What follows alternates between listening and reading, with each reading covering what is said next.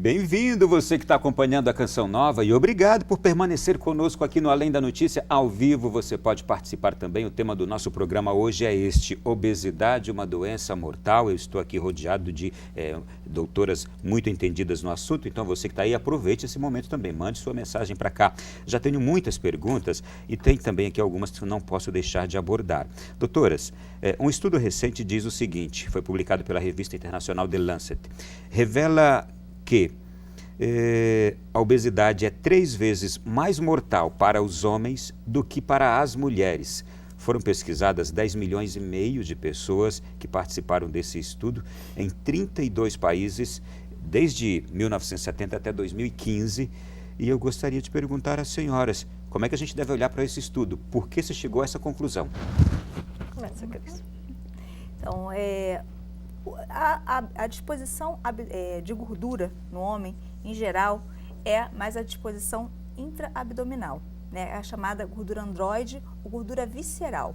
Esse acúmulo de gordura visceral é que realmente é o que mais está associado a doenças metabólicas, né? A mulher, ela, em geral, pela sua composição genética, né, ela muitas vezes acumula na questão das coxas, quadril, aquele corpo em forma de violão, né, essa gordura é uma gordura mais subcutânea, tem menos efeito metabólico, ou seja, a deposição do tecido adiposo em diferentes locais traz diferentes consequências para a saúde. Então, hoje o grande perigo realmente é a gordura, o que traz mais problemas para a saúde, é a gordura acumulada na barriga, gordura abdominal. Tanto que a gente utiliza como fator de risco mais a questão da circunferência de cintura, até, claro, associado ao índice de massa corporal como definição de obesidade, mas associado à medida da circunferência da cintura como um fator, um medidor de quantidade de gordura acumulada na região abdominal. E aí a gente fica aqui pensando nos homens, nos gordinhos, nos barrigudinhos. Exatamente. Isso é um perigo, né, doutora? Se soma também o mau hábito alimentar do homem, né? A mulher, ela tem um hábito alimentar porque ela praticamente ela quem cozinha, né?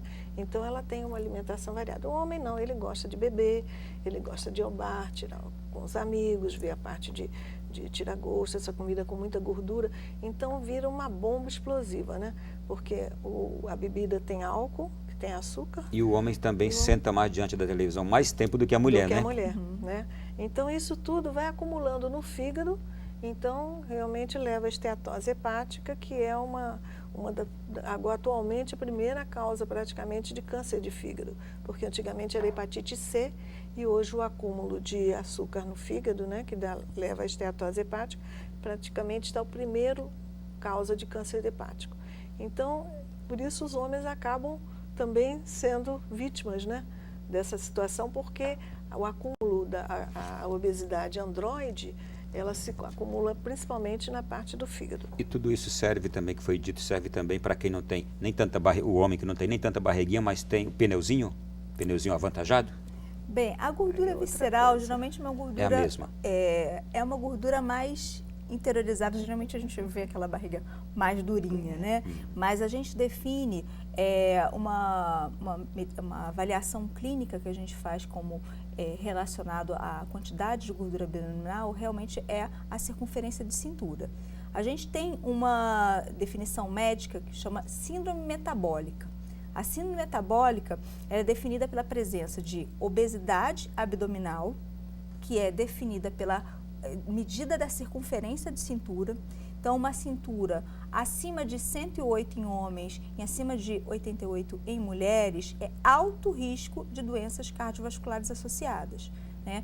E atualmente a gente até tem utilizado um ponto de corte de cintura menor 94, ainda, né? Com 94 para homens 80 e 80 para mulheres, para definição de obesidade abdominal. Quando essa obesidade está associada a 2 fatores, que são hipertensão, diabetes ou glicose alterada, uma glicose acima de 100 a gente já considera como glicose alterada, triglicerídeos aumentados, que é um triglicerídeo acima de 150, um HDL baixo, que é abaixo de 50 para mulheres, abaixo de 40 para homens, isso já pode ser definido como síndrome metabólica. Qual a importância disso? A síndrome metabólica, ela está associada a aumento de mortalidade, especialmente a mortalidade cardiovascular. Por que isso? Porque a gordura que acumula nesses, vamos dizer, o tecido adiposo visceral é uma gordura que ela acumula, como a doutora Ana falou, mais fácil no fígado. Ela colabora, ela tem, hoje a gente sabe que o tecido adiposo, ele não é meramente um tecido que estoca gordura, ele é um tecido que produz substâncias inflamatórias, pró-inflamatórias, que aumentam a resistência insulínica. Essa resistência insulínica colabora para o aparecimento futuro de diabetes, hipertensão, ácido úrico aumentado e as outras doenças metabólicas associadas à obesidade. E também a doutora Ana falou da questão de certos tipos de cânceres, no câncer hepático, mas a gente tem relacionados à obesidade, aumento de cânceres de cólon, mama, tireoide, rim, leucemias, pâncreas, ovários. Exatamente, todos esses cânceres associados à obesidade. Isso é uma causa multifatorial que pode ter relação com esse excesso de substâncias inflamatórias que o tecido adiposo, em especial o tecido adiposo abdominal, produz, associado a outros fatores hormonais que o próprio excesso de peso causa. Então, por isso que a gente chama a atenção, né, para a questão do peso. A gente tem que realmente ser duro no combate, na prevenção do ganho de peso, porque realmente uma vez instalada a obesidade, é difícil, o tratamento é difícil, a abordagem é difícil. Não é impossível, né, a perda de peso, a gente tem tratamentos não farmacológicos, em alguns casos especiais até a cirurgia bariátrica, né, como forma de tratamento para excesso de peso. E eu quero aqui só puxando mais, chamando a atenção dos homens agora, meus amigos, ainda mais porque a gente sabe que o homem tem uma grande resistência a procurar o médico, a procurar tratamentos de quaisquer que sejam os problemas de saúde. Uma pesquisa recente feita pela Sociedade Brasileira de Urologia revelou que 40% dos homens de Recife nunca foram a um urologista. Então, isso aqui a gente sabe que isso se expande para as outras áreas também. Muitos homens não vão ao médico, não procuram se cuidar. A gente, mais ou menos, a nossa frequência é uns 90% mulheres, Olha aí. 10% apenas homem que procura. Olha aí. Bom, e falando de mulheres aqui, eu tenho a Cristina lá de Patos de Minas. Ela diz assim: sou obesa e gostaria de engravidar, mas tenho essa dificuldade, não engravido de jeito nenhum. Pode ser por causa do meu peso? Sim, porque a obesidade ela pode determinar, né, a resistência à insulina, como foi falado, e complicar, dificultar a parte da concepção.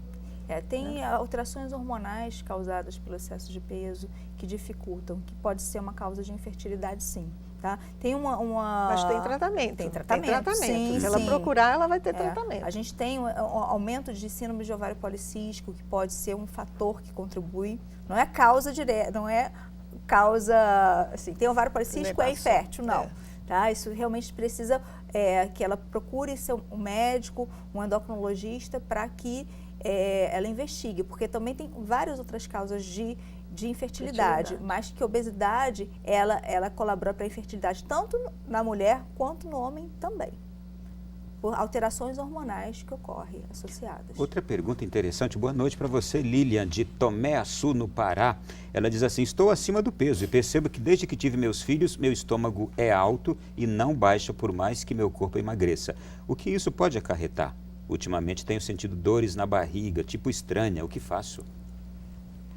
Bem, é complexo a gente orientar um paciente que a gente não está vendo, né? Mas, assim, tem uma questão, depois de gestação, não somente a questão de acúmulo de gordura abdominal, mas a gente pode ter uma certa flacidez de musculatura, né? Que a abordagem é diferente. Então, realmente, ela tem que ser avaliada para direcionar esse tratamento. Eu recomendaria ela procurar um endocrinologista na região dela, porque é o médico que vai poder ver a parte toda metabólica dela para ver se realmente tem um comprometimento metabólico dessa obesidade dela, ou é só porque ela ganhou peso na gravidez e realmente ficou com alteração mais periférica do que, mais subcutânea do que realmente visceral. Mas ela poderia procurar um endocrinologista. Eu tenho aqui também agora o Hipólito José Neto, ele diz assim, ele é de Novo Repartimento também no Pará. Ele diz assim, quando uma pessoa pode ser considerada obesa? E existem remédios para acelerar o metabolismo para diminuir o aumento de peso? Vamos para o IMC. Você, Cris. Então, atualmente, nós definimos de uma forma prática. A gente utiliza ainda o índice de massa corporal, que é a relação entre o peso sobre a altura ao quadrado, dividido, né, altura, peso dividido 2 vezes pela altura. Né? Um IMC acima de 25 é considerado como sobrepeso. Acima de 30, a gente considera a pessoa como obesa. Como eu falei, tem pacientes que a gente já considera como obeso visceral, aquele paciente às vezes que tem um sobrepeso, mas com uma circunferência de cintura aumentada. Né? E por que e quanto maior o índice de massa corporal, maior risco para a saúde que esse excesso de peso acarreta. Tá? E pode. Não, é só para repetir realmente que temos então duas formas de acompanhar. Pelo IMC, né, que é o peso dividido pela altura ao quadrado, que tem que ficar em torno até 29,9, e a cintura, a medida da cintura. Então, com esses dois... É possível se fazer isso em casa, não é?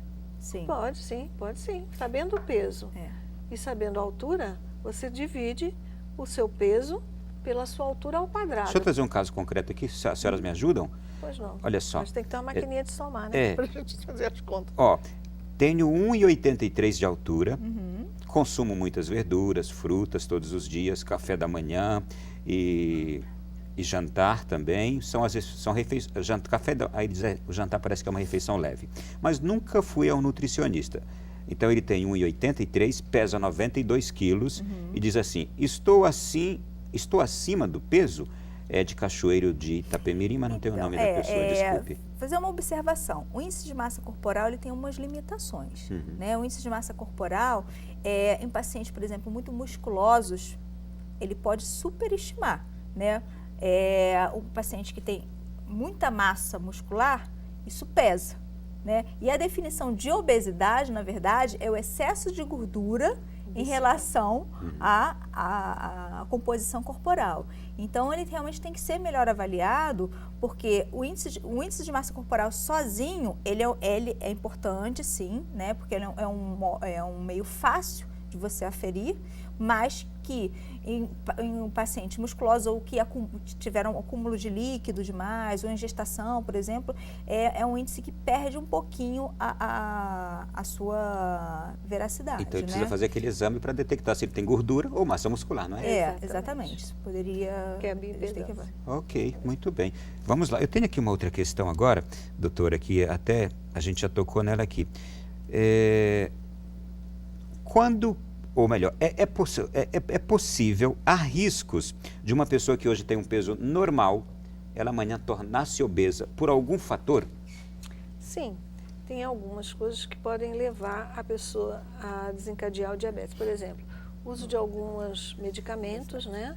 Então, medicamentos à base de corticoides podem determinar. O que mais, Cris? Tem. Bem, a pessoa, por exemplo, que tem pai e mãe obesos, em geral, ela tem maior chance fator genético, né? Fator genético para se tornar obesos. Tem certas, por exemplo, pacientes que param de fumar. Em geral, a gente... não que não deva parar de fumar, por favor, gente, deve-se parar de fumar. Mas, realmente, a parada do tabagismo pode ocasionar um ganho de peso. Isso pode ser minimizado por algumas medicações, por um acompanhamento médico, nutricional, tá? O uso de algumas medicações, tem certos tratamentos psiquiátricos que também podem aumentar de peso. É claro, vou deixar de tomar o remédio? Não! Mas a gente tem que ficar atento para intensificar as medidas para diminuir o ganho de peso. A gente tem certas fases da vida também. A mulher, quando menstrua, ou a mulher, quando engravida, ou quando entra na menopausa, por mudanças hormonais, elas podem também propiciar o ganho de peso. Então, são fatores que podem acontecer na vida de uma hora para outra, né? As senhoras tocaram aqui em distúrbios psicológicos. Há alguns exemplos para a gente identificar e até ajudar as pessoas de casa também que podem provocar obesidade? Bom, os medicamentos da psiquiatria, né, os antidepressivos podem determinar, mas que são importantes no tratamento, né? Mas que podem fazer... O que mais, Cris? Não, tem certos tipos de comportamentos alimentares que propiciam o ganho de peso, né? Tem pessoas que a compulsão, tem um transtorno chamado transtorno de compulsão alimentar periódico. A gente vê esse tipo de transtorno muito mais nos pacientes obesos do que em pacientes com peso normal. Então, porque aumenta a ingestão alimentar, propicia o ganho de peso. A gente tem alguns tipos de também transtorno do comer noturno. Isso são alterações que são quimicamente, por alguma alteração química, né, no organismo da pessoa, propicia. Mas tem situações específicas, pacientes que passam por um período de estresse, período de uma ansiedade maior, morte na família, separação, que começam a desencadear algum transtorno alimentar. Atípico usar o alimento como um conforto, né? Isso realmente, a gente consegue abordar isso com medidas de mudança comportamental para que a pessoa aprenda a evitar esse tipo de comportamento. Porque realmente, quando a gente aumenta a ingestão alimentar, a gente tem maior chance de ganhar peso, né? Porque é como se fosse uma balança. A gente acumula porque a gente ingere mais e gasta menos. Então, se a gente tiver algum desequilíbrio nessa balança, dentro, claro, do ambiente, de uma pessoa que já tem uma genética que propicia a obesidade, a gente tem que cuidar para que essa balança se equilibre, né? Que você diminua a ingestão calórica e aumente, através de atividade física, né, o gasto calórico. E também, então, você veja como é importante um tratamento multidisciplinar, né? Por quê? Porque o acompanhamento psicológico, às vezes, é muito importante para a pessoa que tem obesidade, porque a autoestima fica muito comprometida. Então, é importante fazer um acompanhamento também com outros profissionais. Tem uma série americana, acho que é no canal TLC, que ela aborda esse tema e chama de obesidade quilos mortais, não é?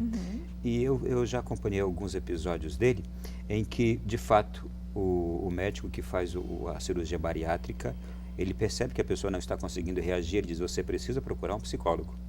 E quando a pessoa começa a ser acompanhada pelo psicólogo, ela começa a dar resultados, os resultados esperados. Tanto para ela se preparar para a cirurgia, ou como no pós-cirúrgico, para ela continuar perdendo peso. Por isso que a seleção do paciente para a cirurgia bariátrica é muito importante, né?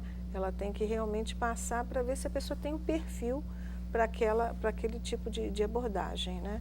Então, ele às vezes precisa fazer um acompanhamento clínico com o endocrinologista, fazer todo o acompanhamento com a nutrição e também, às vezes, uma avaliação, né, para ver se ele vai levar adiante o tratamento. O nosso segundo bloco já se esgotou. Daqui a pouquinho a gente vai voltar aqui, vamos continuar atendendo você, que está mandando mensagens diversas aqui para o nosso programa. E neste próximo bloco a gente vai continuar aqui aprofundando mais ainda este tema. Um intervalo breve, voltamos já já.